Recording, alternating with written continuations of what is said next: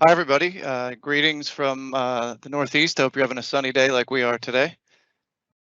We're going to continue the session talking about after the meeting. There's more to do there. I'm a customer success manager covering the states of New York, New Jersey state agencies, and working with Alabama agencies as well. So if any of my states are on, special hello. Just want to keep in mind as we're talking about after the meeting, we are talking about making sure that work can continue after the meeting is over. It doesn't just end, and it's not just a video conference and that everybody hangs up and it goes away. So the Teams meeting workspace and all this functionality for collaboration helps you continue the work after the meeting is over, making sure the right people are informed of decisions and outcomes. Let's take a look here, specifically what we want to cover in this session. There's really kind of four things. We're going to focus primarily on what we do after the meeting with two familiar scenarios and some common challenges that occur in those. So let me introduce those to kind of set the context, and then we'll talk about how we can use Teams to solve those challenges and gain productivity and collaboration. And then we'll have additional meeting ideas. I just want to talk about some other things that research has found, some information for admins and developers as well. We don't want to leave them out. And finally, I want to talk about training resources because we have multiple options for you to go deeper and as champions and influencers or users to learn more and share that knowledge with others. So the two scenarios that I want to introduce today are first, working with presented data and information after the meeting. And the reason I start with that one is it kind of is a continuation of what we were just talking about in Stacy's session. We saw that the meeting had a workspace. We looked at meeting notes. We could see chats. But sometimes, and especially traditionally, what we found is we had meeting minutes or we had documents or we had presentation decks, but it doesn't always cover everything that was discussed. And sometimes there's data and information that we want to present and keep relevant, bring it right to where you're working after the meeting. And so this kind of the question to think about here is how do I work with information that was presented during the meeting? That's what we're going to look at. And then the second scenario that we're going to talk about, spend most of our time talking about that, is how to track action items, specifically with Microsoft Planner. And we're going to look at that from both an individual perspective, such as how I manage my own action items, where are my action items, as well as what is the status of action items from a leadership perspective. Maybe management wants to see those. And so we're going to talk about using Teams to solve those. Okay, let's take a look at the first one. And I'm going to switch over here. And we're going to talk about looking at a dashboard of data that might have been presented during a meeting. So I know I had a meeting. I was Deborah in that last session. So here's Deborah. And we have a meeting, leadership meeting. Maybe we have a channel where we have meetings. And so during the channel meeting, a dashboard was presented. So I'm going to render that dashboard here. This is thanks to our folks at there's a public dashboard available from New Jersey courts. So I just use that as an example how you could bring a public dashboard or a dashboard that's been published somewhere and bring that right into the meeting workspace. So imagine in this meeting about business planning, they looked at some data and information, county data, that helped them decide how they were going to do business and budgeting for the next year. Now, it could, in the meeting minutes, it could say that that was presented, some decisions could be recorded, perhaps even in the deck, there's a picture of a placeholder of what was done. But this actually brings the dashboard right to where the meeting was held, right to where people are working, and they can actually interact with the dashboard. So the key thing to take away here is bring the data to the place where the user is working. We could also see that there's a good way to get attention to this coming into the meeting, and certainly this stays in the chat. So we have posts where we could see this dashboard was made live and it was available. So people could look at it before the meeting, during the meeting, and after the meeting. Now let's talk about putting that into the meeting workspace itself. I have to get a URL for this, so just 1 second.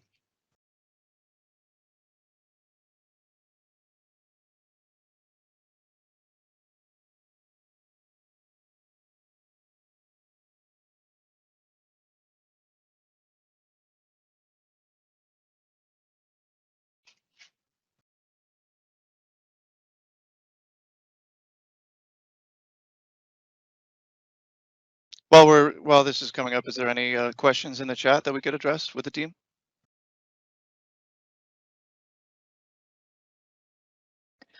I'm still working on a few from Stacy's questions. I just had a question. I wasn't sure about the answer. On the Q&A, when we store a meeting or when we record a meeting, the Q&A is preserved in the recording, correct? Because there was a question about how to access the Q&A once the event is passed. So maybe there are different techniques. I think I can take that one. So in a team channel meeting, it would be, so Matt, if you click into maybe the business channel chat or where it says post. Mm-hmm. And so here you can see the dialogue of the chat from the channel meeting. If it was a personal meeting that you had scheduled, it would be in the chat section. The only way the chat would be recorded in a meeting is if you're sharing your screen and you show chat, like in the video portion, but it'll live in the chat section if it's a personal meeting, and it'll live in the post section if it's a team meeting. And certainly, Ricardo, I think you're off mute if you have anything to add to that. Well, Laura, are they also asking about live event Q&A? I feel like it was potentially a live event because we call live event Q&A.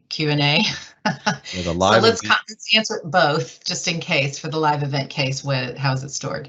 For the live event case, using the link that got you here would show you the recording and the Q&A from the event. But for those that are joining this via, the on-demand YouTube or something like that, then no, you won't have the Q&A. You'll just have the recording.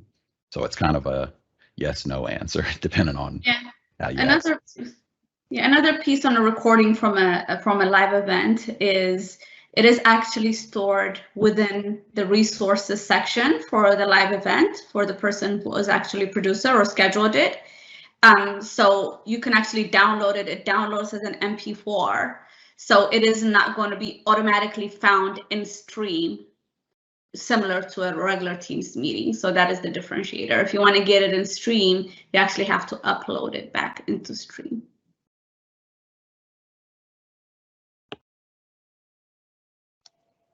Thank you. I think that's all for now.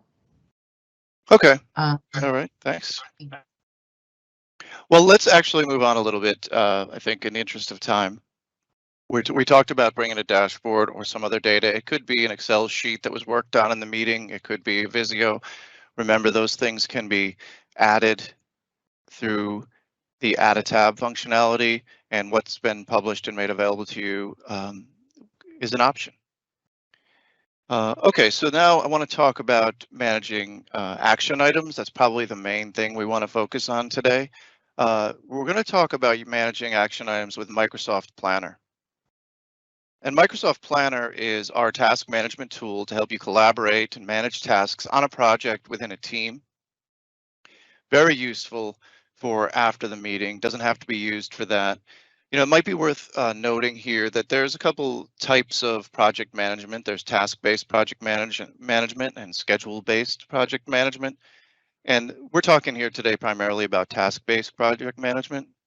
Schedule-based would be using Microsoft Project, where you have a lot of tasks, you have dependencies, you have to determine critical paths and variances, much more detailed project management, but so much is task-based. And that's what we're talking about today. And so we want to be able to have a tool that allows us to track action items, record the progress and status, track individual assignments, and we can tie those to meetings, or we could make them part of teams as well. And so in this example here, let me show the first planner. So we have added it to the business channel. And the first one will show our leadership team task assignments.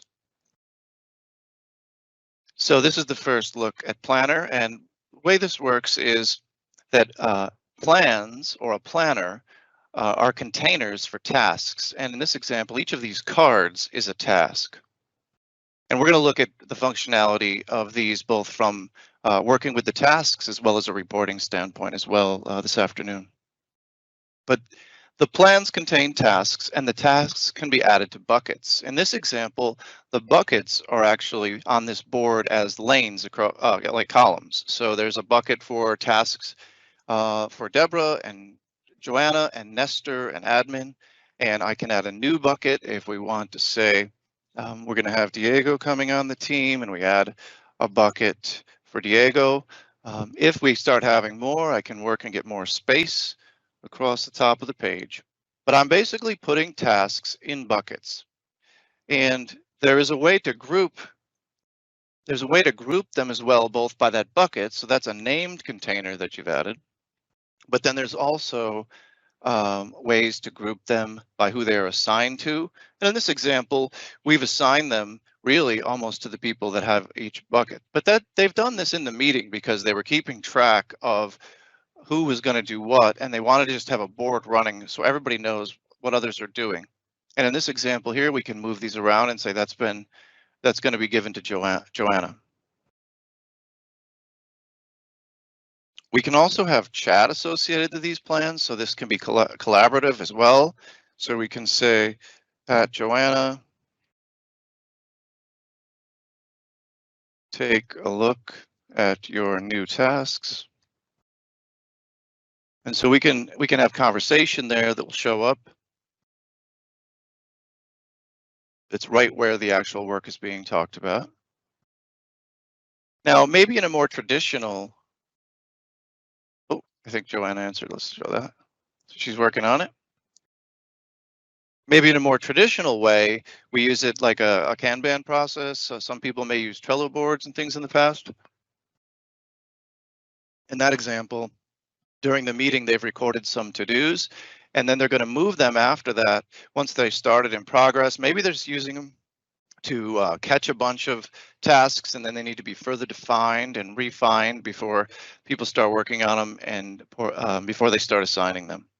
And they could track them through the whole life cycle from in progress to complete and so on and so forth. So let's take a look at some of the things that can be done with the actual tasks themselves. So the first thing is it can be as simple as adding a new task.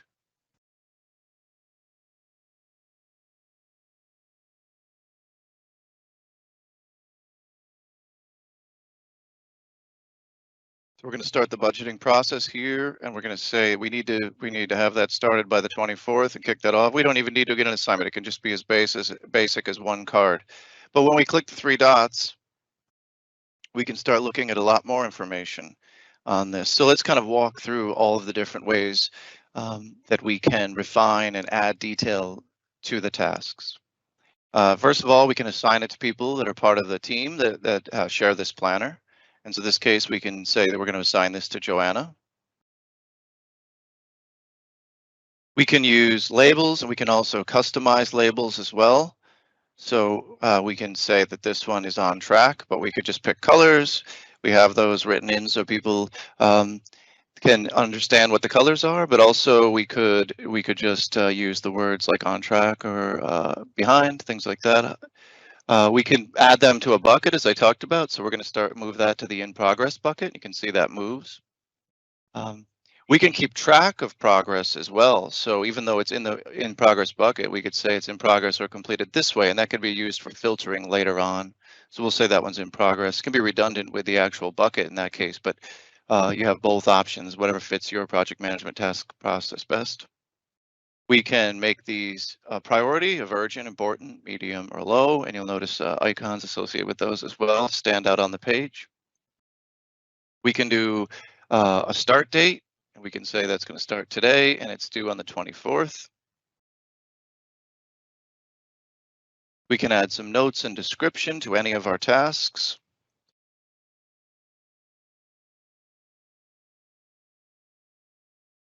This is going to be a little bit different this year after the year we just came through, so we want to make sure that we don't forget the training for the new budgeting process. Maybe we're using a new system or something like that.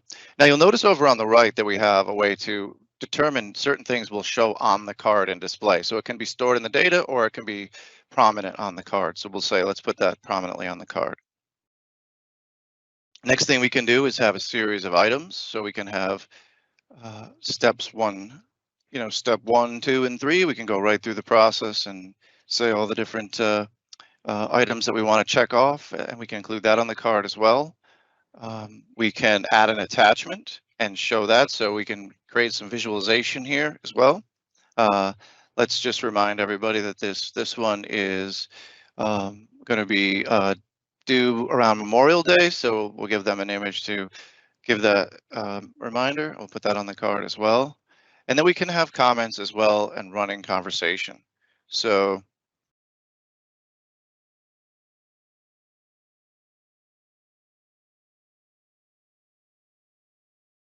we can have comments about the task as well.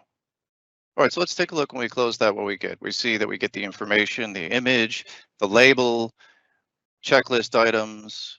We're showing those on the card. We've got some information about if there's attachments, how many of the checklists are done. So we get a lot of visualization to keep track of tasks and summarize those.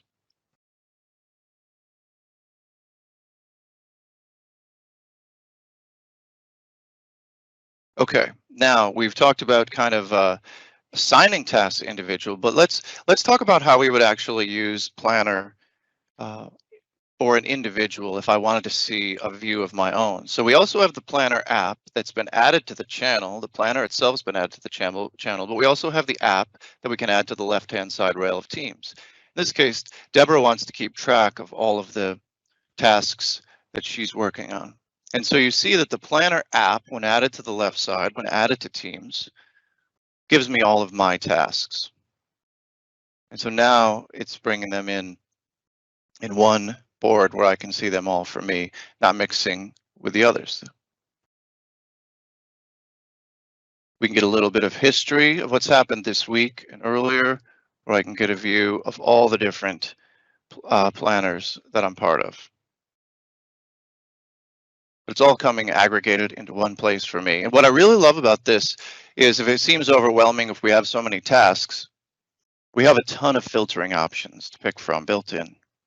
And so we can say, oh, I need to know which ones am I late, which ones are overdue. And that's a lot of red on there. So I need to be able to quickly grab those and start working on those or update dates, things like that. So I could say this is slipped and now it's going to be due on May 26th.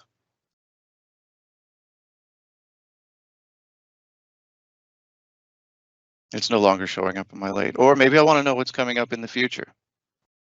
Or maybe I want to know which ones are of the highest priority. So you can see that we have a lot of these filtering options. And we can group them by the plan that they're part of. We can group them by their due date. Of course, respecting the filter. Let's clear that so we can see more data. So now you can see that I'm part of a number of planners. The budget planner that I showed, the leadership tasks assignments, and even the ones that I didn't mention are ones that are Deborah has available to her and tasks are assigned. If I group by those on priority, I can tell these are my urgent tasks that I need to look at. So it's very important that we have good data on the card. We have a lot of options, and then we have a lot of ways to filter, sort, and group and see those tasks. So that's the individual view. Then maybe it's a good point to stop and see if questions have come in.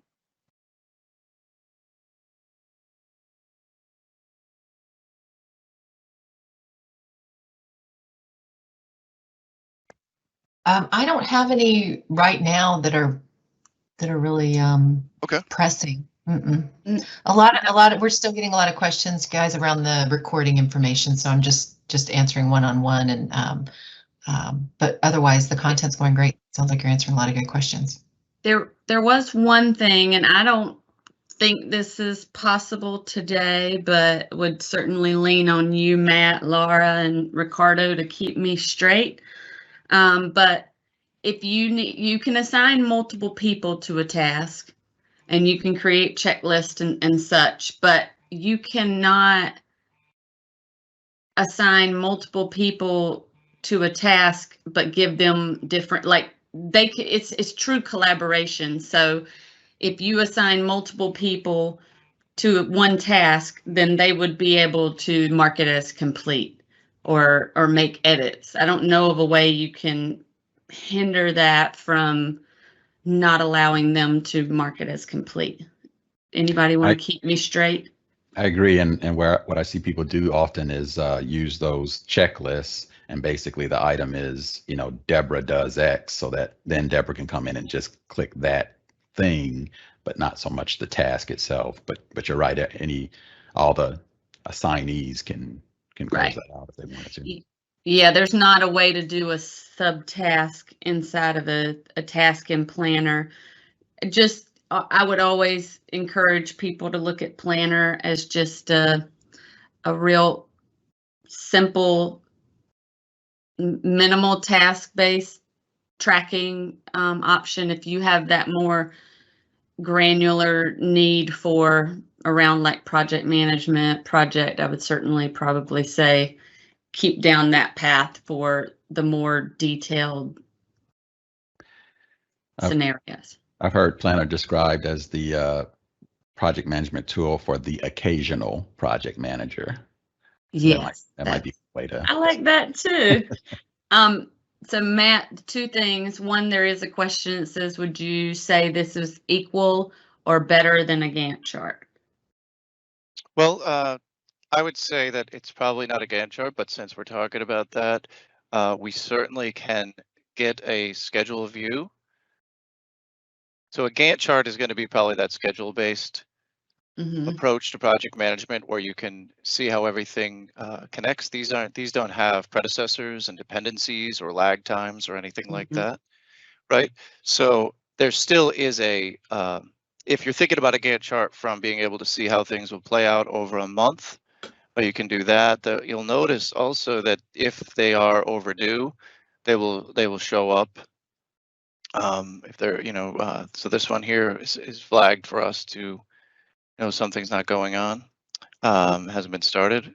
We can also, find these and work on them right from within this view. And of course, the filtering and the grouping that we talked about and went through just from a board standpoint also views on the schedule. So that's a really powerful thing that maybe, things you maybe could visually tell in a Gantt chart, by filtering and grouping. There might be some things you're looking for there, but it's really not predecessor and dependencies based.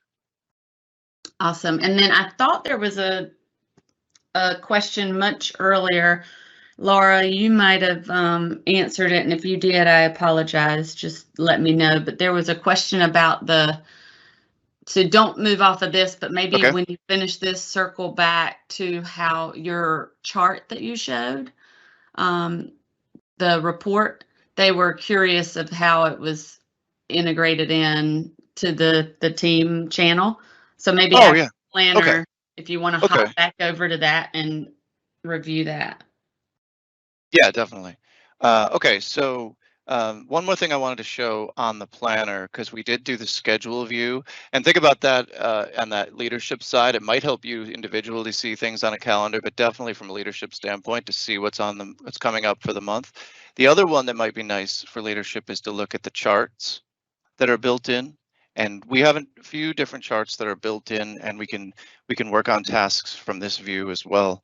And so we have a status chart on the top left, kind of gives us an indicator of how many tasks are left for not started, where they are in the process. We can also look at them by bucket, understand if they're balanced or uneven, or how many tasks per bucket. And then this might be a helpful one too, to look at priority and see which ones are urgent and important. And it could be even used as an escalation thing. So say the leadership team reserves that urgent task to something that needs to be flagged and escalated, so they could come in and Deborah could come in and say, oh, there's an urgent task. I need to look at that and figure out what's going on with that one that's been escalated to me. Maybe from a a balancing standpoint across team members. We can just see, it looks like Deborah has been given the bulk of the work here. So, you know, we could see, maybe we could see, oh, maybe Jordan or Nestor could help Deborah out with some of these tasks. So we get a quick visual of those things. So not a bad dashboard, just to kind of get a good sense of what's going on your project tasks.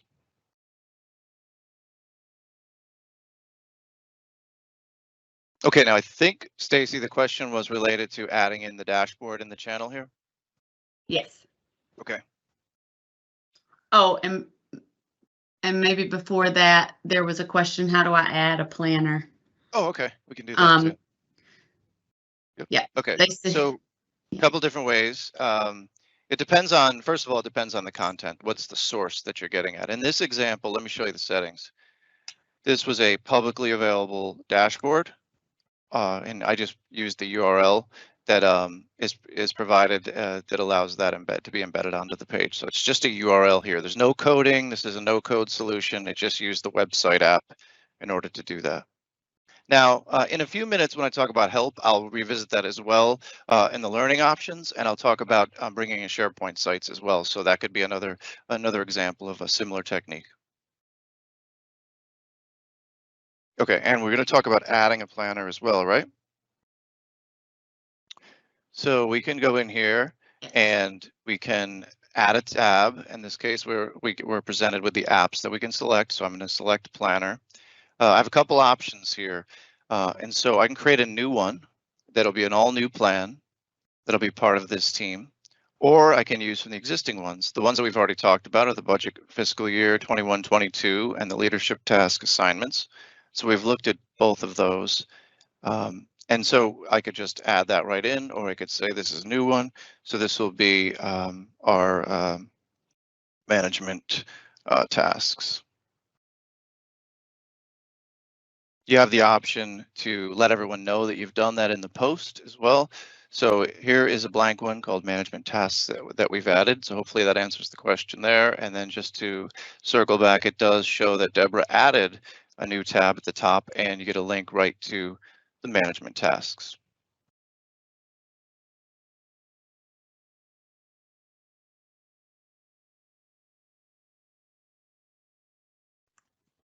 That's great, Matt. Okay. I think it's probably good to call out when you're thinking of planner. Planner is a team-based Office 365 solution. So you will typically only see planner inside of a team channel.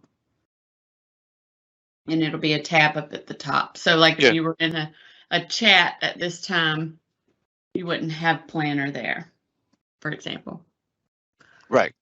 I did see one person say, I don't see the website app. Is it because I don't have permissions, or it's the tenant setting? And you are correct.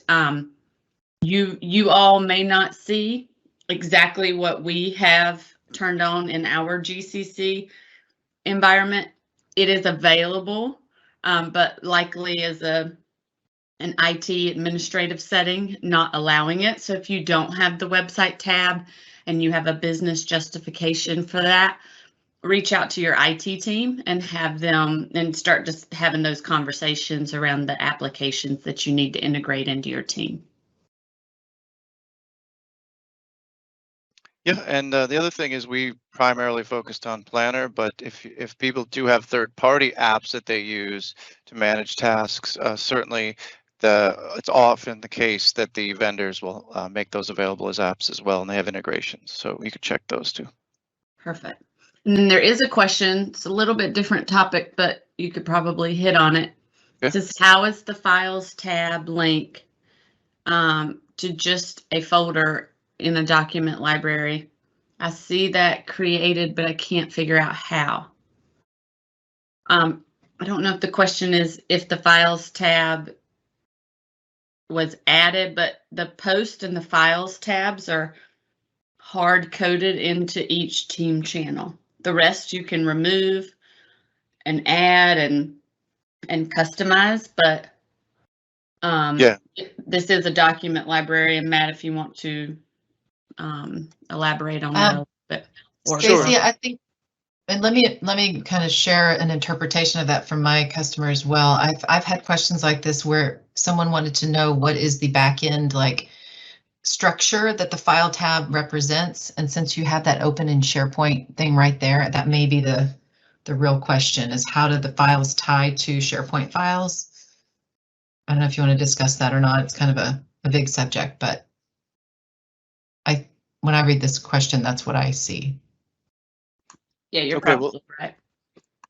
Well, certainly right out of the box, Teams is using SharePoint behind the scenes, but for simplicity's sake, the files are just managed right within the team, but that is how we do it in the background and the back end. And you can open those in SharePoint and find those in SharePoint or add files and make those available in SharePoint sites as well. Does anybody have anything to add about that on this team?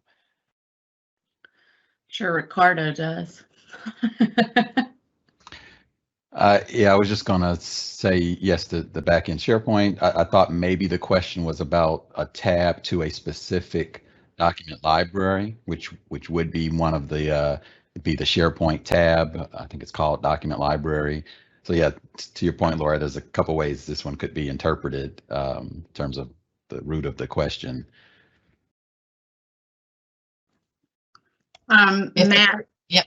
I was just going to say, if the person who shared the question, we can ask it at the next break if you want to give us a little bit more context in the Q&A. And Matt, if you want to show, if you go over to the DOT 2020 audit projects, Director Strickland, there is a. Okay, I found that. You go to District 9 Road Safety Audit channel. And then up at the top, you should see a Final Docs tab. I see this right here. Yeah, it's there. Yeah, click on that. That would be what Ricardo was referencing. That's how you can bring in a document library to, say, a separate SharePoint site. So Teams being a native, out-of-the-box, true collaboration platform, everybody that's a member of a team can schedule meetings, edit, upload, create content, have conversations. But if you have a file, document library that maybe are final documents you don't want anybody to mark up, you can certainly integrate those by clicking on the plus sign and adding a document library that you own, and whatever permissions you have set there will be honored here. Yeah, that's great. Thanks.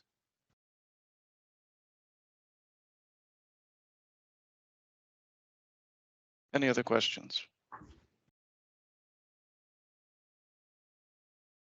All right, well, we've covered I'm sorry, Matt, I'm sorry, I was slow to unmute.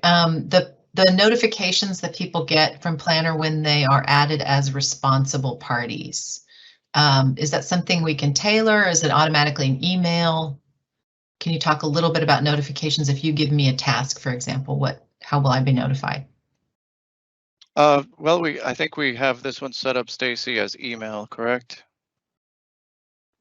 That's correct. Planner out of the box for the government cloud does not send notifications to people. So when a task is assigned to them, they would need to be working in Teams and see it, or you can mention them to let them know. But you can create a flow in Power Automate. And as we have here, it would email the person every time a task is assigned to them to let them know. That is an option we have at this point in the government cloud. Okay, so Matt is going to, was that Planner or Power Automate? You're showing Planner now. I'm just going to show, I'm just going to remind everyone that the Planner app is a way to see all of those tasks. So the email reminders, I don't think we have that in our demo today, but we do have a Power Automate. I mean, I guess I could probably bring up, let's take a look here. You can click in Outlook, and That's what I do. I think you'll see it. I think you'll see it. That's what I'm gonna do. I don't know if Deborah was one of the ones I created for it or not. Actually, I think it was Joanna. Oh, thought I could save time by bringing up that link. But here we But I could forward you what it would look like. Oh, take a look. It's right here. Here it is. Okay, perfect.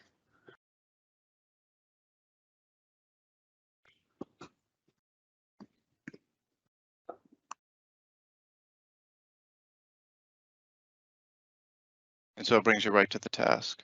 And that was in the leadership tasks assignments. And if we were to look at those by plan, leadership task assignments, meet with departments is right here. It's the same one. So there was a notification automatically generated with that flow. Yeah, and that was something that I personally created as a user to be able to get those notifications so that I didn't have to manually go into Teams and look.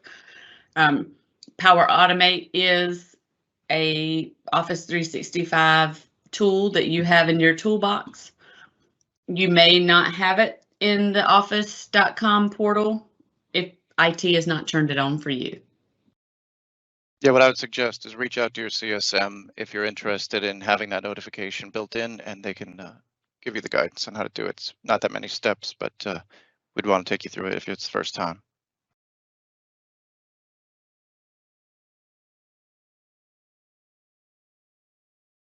Okay, let's see. So we've covered the scenarios of seeing the dashboard and managing the tasks in Teams. Let's talk about a few other things that can be done related to after the meeting. And just to kind of summarize that section, after the meeting is so important. Meetings have decisions, certainly, which end things, but more often than not, I think you find that meetings create work and they create and start new things. And so we have a lot of ways to track the work and have the information needed to continue the work and report things out. But at the same time, one of the things that you may find very surprising as a tip for after the meeting, but I want to put it out there for you based on some research that we've been conducting at Microsoft. One additional tip that you may not think of is take a break after the meeting. They have done some research with the Work Trend Index, and the researchers confirm that the back-to-back virtual meetings can be stressful when they go from one to the other without taking a break. So taking short breaks, stopping the meeting a few minutes early can be really good. So something to consider. Not as many back-to-back meetings, but of course, thinking about that full life cycle to decrease that meeting fatigue, to be better prepared, to know how to use the tools during the meeting, and then take advantage of these tools to review information, review data, manage tasks after the meeting so that it's not as overwhelming. Now I've got something to talk about just for developers, and there may not be that many developers attending our webinar, but for some of the IT folks may be interested that there are Azure DevOps integration available in Teams as well for Azure pipelines, Azure boards, and Azure repositories. And so in terms of pipelines, when we're talking about the software development lifecycle and deployments, maybe there's a meeting about the deployment or upcoming deployments, but Teams can be used after that meeting to monitor the build completion, approve release requests. That can be done with the Pipelines app right within Teams. In terms of Azure boards, when work items are created, they can be created and tracked within Teams. And then finally, maybe there's a meeting to talk about a code change and connecting to Azure repository. We could even in Teams bring that code, make that code available, start a channel meeting and have the code review based on the meeting. So just some things to think about for developers after the meeting that they can, as they're working in Teams, collaborating and communicating in Teams, and also coding, they can bring these two together to have efficient, effective software development life cycles. Hey, Matt, I just want to chime in on this one because I think a lot of our audience members, and again, I have no idea who's in our audience right now, but if we're not developing apps, we may be using apps that someone's developing for us. And so I think if you are on this this webinar and you are being asked to give requirements, or you're not being asked to give requirements, one of the best benefits I think of Teams when you bring your developers into Teams is that they can easily bounce ideas off of you And even at Microsoft, we see that we don't get enough contact with people who are helping us develop new tools for us to do business better. So if you're not using this personally, there's maybe somebody who's using it on your behalf and they don't know they can use Teams with their development environment. So you might want to reach out to whoever your friendly technical person is that can bridge that conversation and just see if they want to, you know, build a joint team, because it'll just make your app a lot better. So that's my soapbox. But I love developers, but it's really hard to find them. And then you get these apps and you don't know how they developed them. And this is a solution for that, is to build collaboration around the whole topic. Yeah, that's an awesome point, Laura. I really appreciate that. Okay, so if we talked about developers, now let's switch to something for the admins out there and IT folks. After the meeting could be a little bit different. You're supporting meetings in a way that maybe would be helpful to be able to look at call quality. How are the meetings going? Are they healthy? Are the audio rates, the video rates?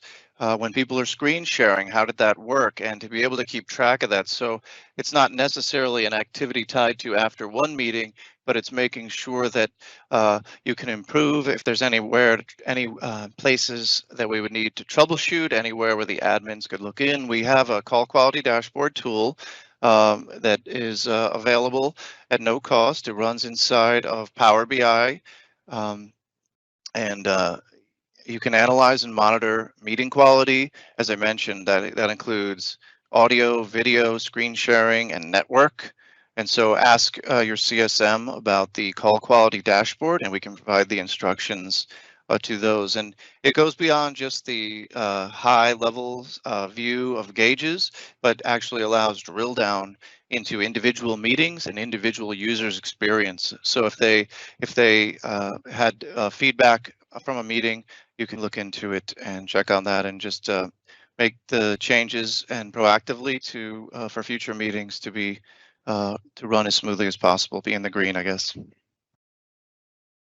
So call quality dashboard, a lot of information in that available to your admins. Let's talk about training resources then as our final topic. Maybe these series of webinars is giving you some things to look into and learn more, but you want to do that more internally through a champions or influencers groups or to build on that. So we want to talk about a couple different options for training. The training resources include on-demand options, and I want to show you some of those here, and then also talk about instructor-led options for Office 365 through the Customer Success Training Program of the Microsoft stores. So let me bring up a browser, and we're going to look at both the Help app and then an app that we call the Learning Hub.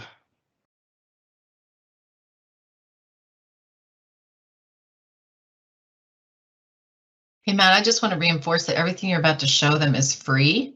Correct. So when Microsoft made the decision to close our brick and mortar store location, so for those of you who live in a big city, you might have had a Microsoft store in the mall. These are the same people who worked in those stores now delivering virtual training sessions.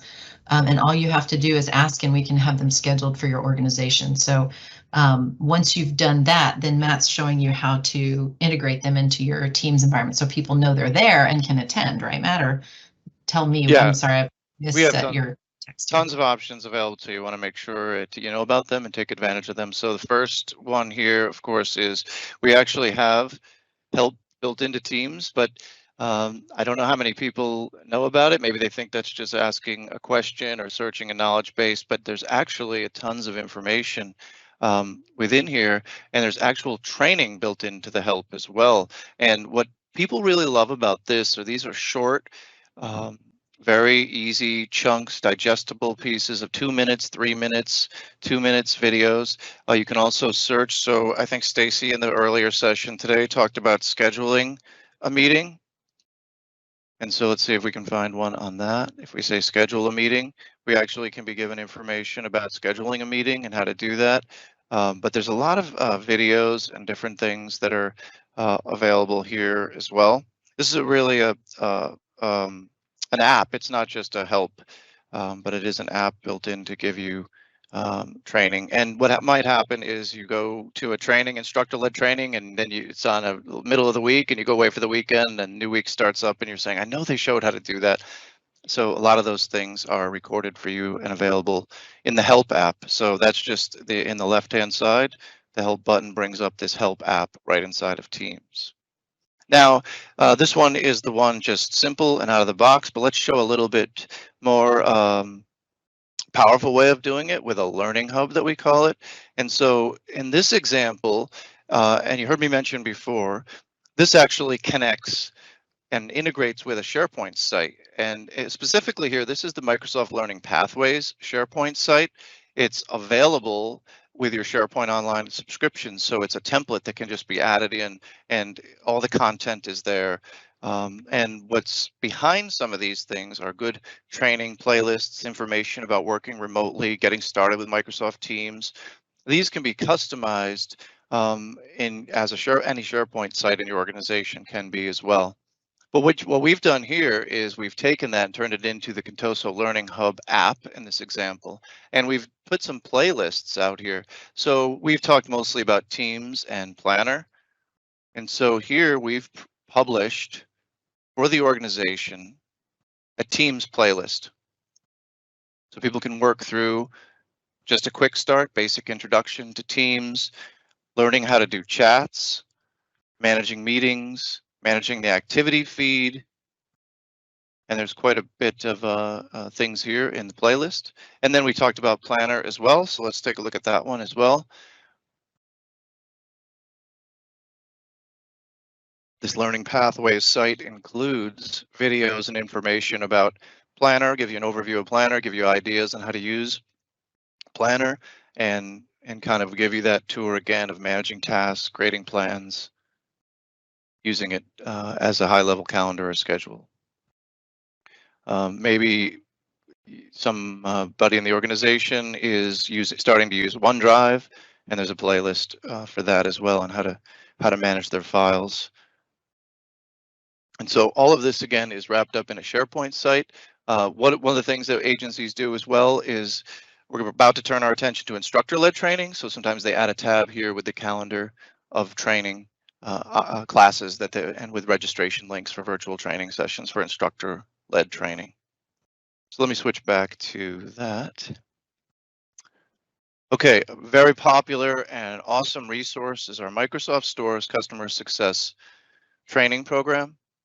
What they offer, this is just an example, so all of the M365 services, we've talked about Teams, OneDrive, Planner, your basic Office things, Excel, PowerPoint, Word. Maybe you have new employees this year coming on that have never used these tools. Maybe they're coming from a different platform, and so the stores can run training for help them. And really cool thing about these is the agendas are customizable.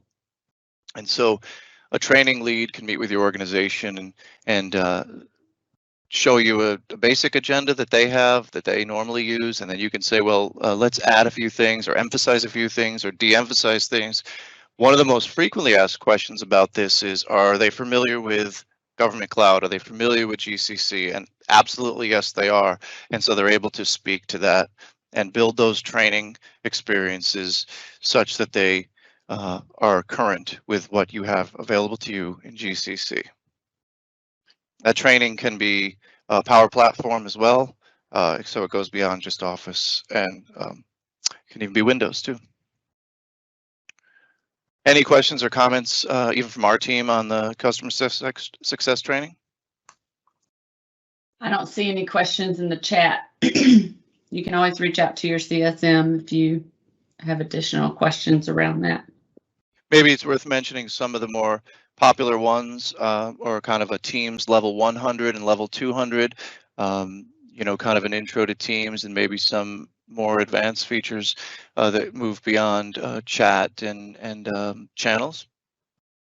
Also, there are ones specific to meetings. So if you're looking to know how to conduct the best meetings, there's all the meeting features can be trained on, as well as live events too. And don't forget, there's a planner class as well. Yeah, the other thing I know my customers love, we've got a special class for, sorry, I have a train in my backyard. The class for breakout rooms. So if you're, not comfortable using breakout rooms without someone kind of walking you through it first, there's a class. These are all 1-hour classes with about 45 minutes of content and 15 Q&A. And Power BI kind of for end users is also in there. We get a lot of requests for Power BI training. This is a great place to start. And then again, it's all free. You just have to schedule it and then communicate it. That if I could just say one thing about, how great this resource is, we really need your partnership and making sure people are aware it's happening, because we are here to train everybody. It's kind of a buffet approach. It's all you can eat, but we just need you to make sure that your people know about it so that they'll come and take advantage of the amazing buffet. So, but this is one of my favorite parts of our job, is getting to share this with our customers. So please do raise your hand if you're interested. Yeah, it's such a flexible resource in terms of customizing the agendas, but also customizing, how many classes you're going to have. The classes can be recorded, and those recordings can be made available. So it's a really good feature of your subscription available to you.